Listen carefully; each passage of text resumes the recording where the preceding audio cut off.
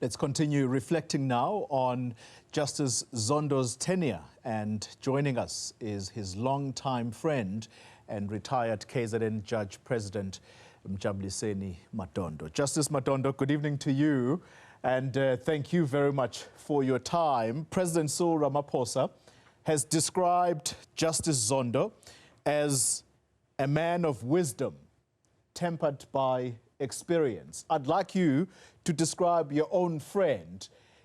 What kind of a man do you think he is, and the legacy he leaves behind in the judiciary? Well, starting from the beginning or from the time when he's Chief Justice? Well, you can start at the beginning. Well, at the beginning, is a man who's industrious, had a vision, because at early stages of our study at the University of Zululand, he was already calling himself a tenure Zondo. So that was an indication of determination and a hard worker, even at that time. I also had some association with him when he was an attorney and I was an advocate. He gave me some instructions to do for the firm Martin Zondo, which was a well-known firm of attorneys owned by black people. He acquitted himself very well until the time when he was approached by the former Chad President Howard to come and act at the High Court. And also at the time when he was appointed judge of the Labor Court. When now he executes his duties as the Chief Justice of the Republic of South Africa, he was still so industrious, had a good determination, and a good work. That is evidence from the judgments he penned during this occasion. If one reads his judgments, they are well thought, well reasoned judgments. And I also worked with him at the time when I was acting at the Concord. So I know him as a hard worker. Yes. You don't find him sleeping very early. He sleeps very, very late in the day, working very hard. Yes. So he had the determination and the person with the deep love of the rule of law.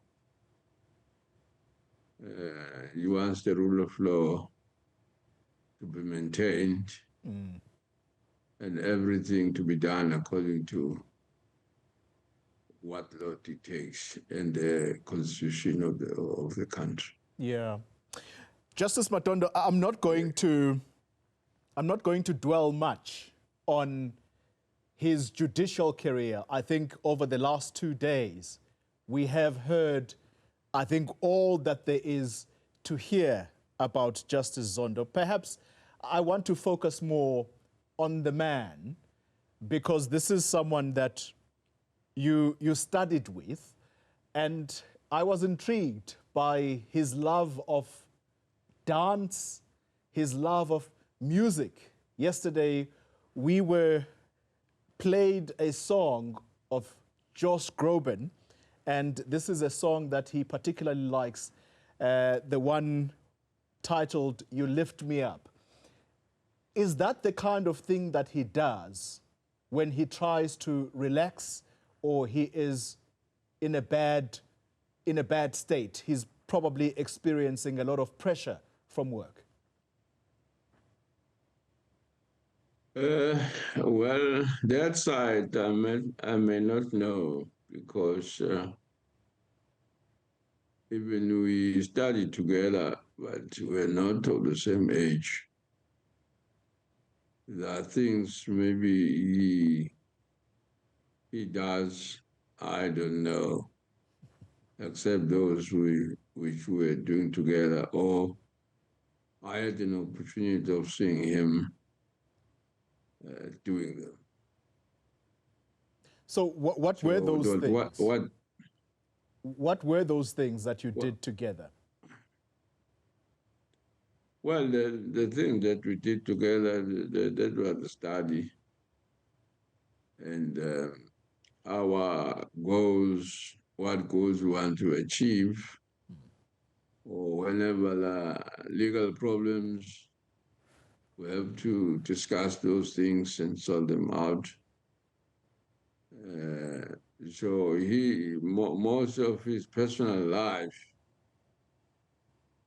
I may not be in a position to say what he likes, what he doesn't. Yeah. In that sphere.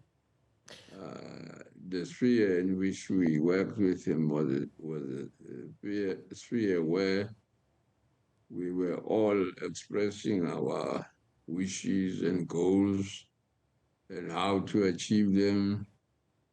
Or any time when we find someone going astray, and try to bring that person to the root, so to be able to achieve our goals. Yeah.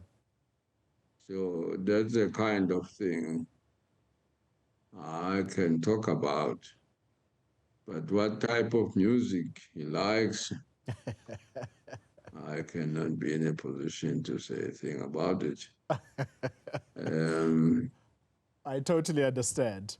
I totally understand. Well, perhaps as we wrap things up about his legacy, it was said at the dinner on Tuesday night that 5 female heads of court were appointed during his tenure.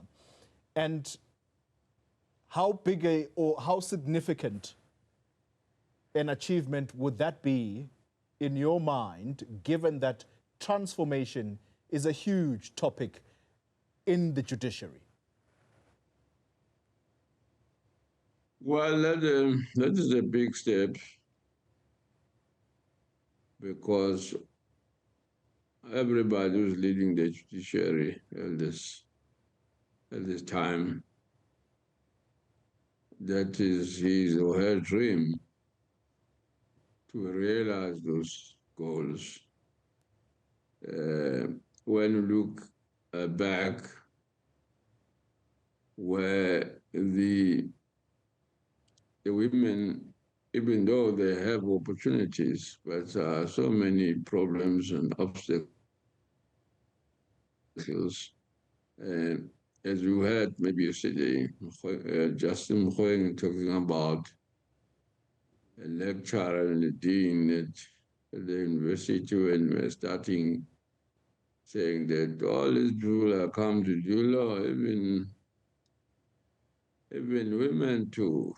And he laughed, because at that time, it was unthinkable that a woman can reach any height.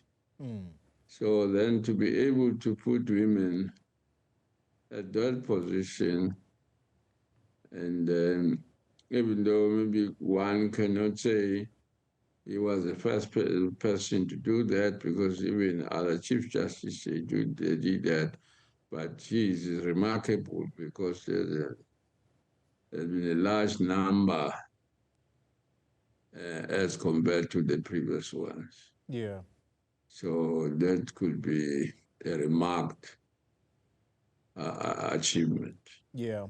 For you, though, as we close the conversation, for you, what is the biggest takeaway? There were so many things that were mentioned about Justice Zondo having left an indelible mark. But for you, what's the biggest takeaway? Well, my biggest take, as I've indicated, is that he's the man who loves to keep an oath of office. That once you have taken an oath of office, you have to work according to that. The man of integrity, a man who wants everything to be done perfectly. So, and he is taking great strides in the development of jurisprudence, as I've indicated that his judgments, if you go and read his judgments, they can tell you much about this topic. So one who listens, they can say, no, we have had these things for years. We have had them, but not of such a nature, where a person could pen hundreds of judgments, long judgments, well-reasoned, and groundbreaking judgments. Yeah. So that is the greatest achievement in the development of jurisprudence. As we know that we are young democracy. So we need people who can do things, who can show the generations how to do things in the proper way. Yes. So that is his achievement as far as I'm concerned. All right. Justice Mjabuliseni Madondo, I want to thank you very much for your time, a longtime friend of the retired or the retiring Chief Justice Raymond Zondo, and he also was the KZN Judge President of the High Court.